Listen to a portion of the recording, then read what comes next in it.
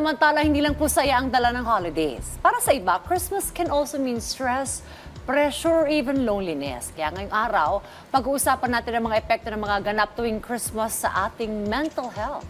Yan, makakasama po natin ang psychiatrist at presidente ng Philippine Psychiatric Association, Dr. John Referial. Merry Christmas po, Doc! Welcome back sa Rise and Shine Pilipinas. Hello! Merry Christmas, Marian and Sir Audrey at sa lahat ng mga nakikinig at nanonood ng Rise and Shine Pilipinas. Ayan, masaya po ang Pasko, Doktora, no? Pero para sa iba, meron din po itong negative impact sa kanilang mental well-being. Maaari niyo po bang pakipaliwanag ito? Yes, Sir Audrey, masaya siya. It's festive at it brings back mga memories ng mga rituals natin, mga traditions from the past, from childhood. But sometimes, pag ito ay parang ang perception natin is marami ang sources of stress. Like for example, traffic.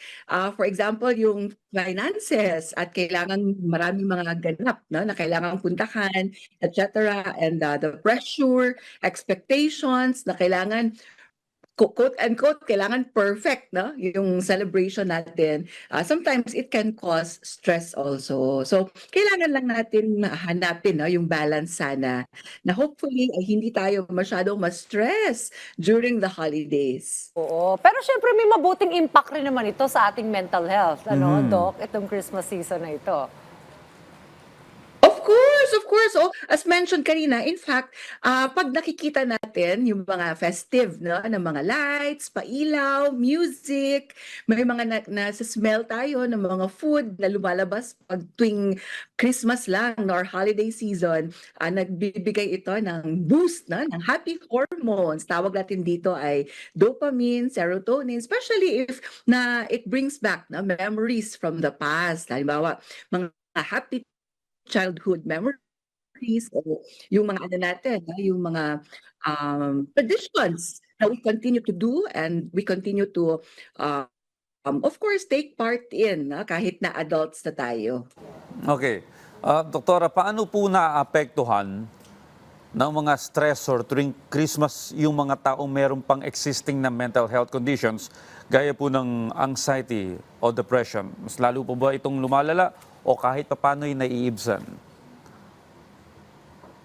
Yes, Sir Audrey, pag ang individual ay meron ng mga existing na symptoms or conditions, mental health conditions like anxiety, depression, trauma, maaaring it can be a risk factor para mas magiging more parang amplified, for example, or mas severe ang kanilang mararamdaman na lungkot, anxiety, pangamba, takot during the holiday season. Kaya mas maganda we may always make sure na support is available for everyone na medyo at risk for mas amplified or exacerbation ng kanilang mga mental health conditions. Although kung tinatawag pong holiday blues o yung common sa mga taong malayo po sa kanilang pamilya, walang kasama ngayong Pasko, ano naman po epekto po nito sa kanilang emotional state?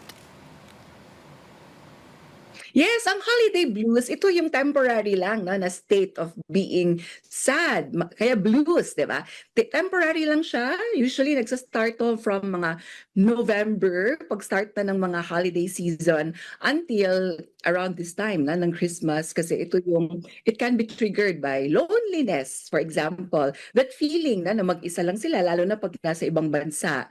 Pag nagtatrabaho, for example. So, of course, we know na usually pag Christmas or celebrations like this, magkakasama ang family. So there is that feeling of sadness, nami-miss mo ang iyong mga loved ones, or nagkakaroon, aside from the loneliness and isolation na feeling natin mag-isa tayo, again, there is that feeling also na parang there is that pressure, expectations, and a lot of mga exhaustion din, kung maraming mga ganap during the holidays, kaya nagkakaroon siya sabay-sabay or sunod-sunod sila na sources of stress which can make an individual feel anxious or sad during the holidays. But it's temporary, Ma'am Dayan and Sir Audrey. Kaya usually after the holidays, nagle-lift na ulit, no? Okay na ulit yung mood natin. Mhm.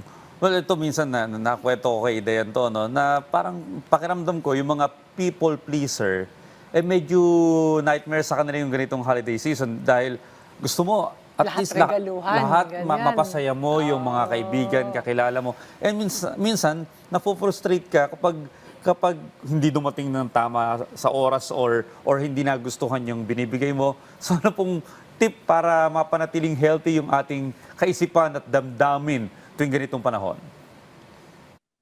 Correct yun, Sir Audrey. Kasi yun, ang basis noon is yung our expectations na medyo high na ang ating expectations. We expect everything to be quote-unquote perfect. But we know naman na wala namang perfect na celebration. Wala namang ganon. Siyempre, of course, we need to be, number one, flexible also. Dapat tayong matuto also to be grateful, no? Be happy, be grateful, magpasalamat kung ano ang meron tayo, kung ano ang natanggap natin, kung ano yung ating yung that be in the moment, no, with the loved ones, kung sino ang ating mga kasama at that moment, and of course manage expectations kailangan. Again, hindi naman kailangang perfect, of course. There is always room, no, na may mga pagbabago, changes na sa ating mga tradition. So kailangan maging flexible and we learn to adapt to new na mga experiences natin. And of course, self-care, unahin ang sarili. Very important to get enough rest and sleep. Huwag kalimutan na alagaan ang sarili always. Iwasan yung mga not so healthy na food and get also rest and exercise. Very important yun, Sir Audrey, Ma'am Dayan. Kailangan also to take good care of ourselves during the holidays. Kung kinakailangan, pahinga. And it's okay to say no. Sometimes talaga there is that marami ang ganap, marami ang pressure. But it's okay to say no politely and respectfully. And this is part of setting boundaries, set limits also. Kung ano lang yung kaya. Of course, balikan pa rin natin ang meaning ng Pasko, meaning ng holiday season, ng Christmas, para it will bring back, it will keep us grounded sa kung ano ang meaning and true purpose ng ating celebration ng Pasko. Yan, ang ganda ng mensahe rin ng Dr. Joan sa atin ngayong Christmas season. Maraming salamat po sa inyong oras, Dr. Joan Referial, at Merry Christmas po sa inyo! Merry Christmas, Doktora! Merry Christmas! Merry Christmas to everyone! Bye! Thank you!